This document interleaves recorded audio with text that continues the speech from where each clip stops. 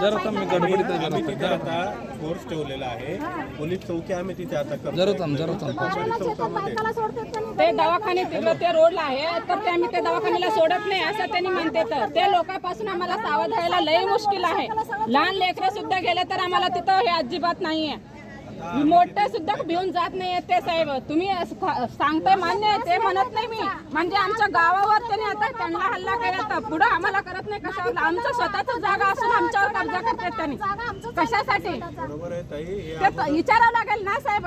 विचारायला गेल्यावर त्यांनी फोडफाड केलं तर त्यांनी मारून घेतलं तर आणि आमच्या लोकांवर समजा आमच्या लोकांना पोलीस स्टेशन मध्ये ठेवल्यावर आमच्या घरातले बाया काय करायचं. आमच्याकडे व्हिडिओ फुटेज आमच्याकडे व्हिडिओ शूटिंग आहे ना. नाही म्हणत नाही मी साहेब. ते केल्यावरच केलं असेल ना माणूस. अगोदर पुढचा माणूस केल्याशिवाय मागचा माणूस करत नसते.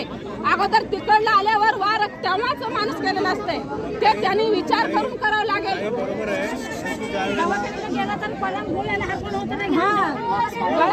शिरीष पाटील कुंभारे हे माझे सभापती मंडळी सर्व त्यांना सर्व फॅसिलिटी केल्या ग्रामपंचायतच्या ताब्यात यासाठी सर्व केलं आहे.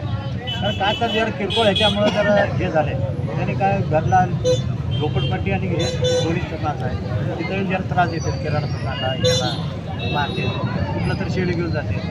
गावाला जाताना त्यांना काय तर विसरून घेते. त्याला पण विचारलं किती वर्षापासून असं सुरू आहे?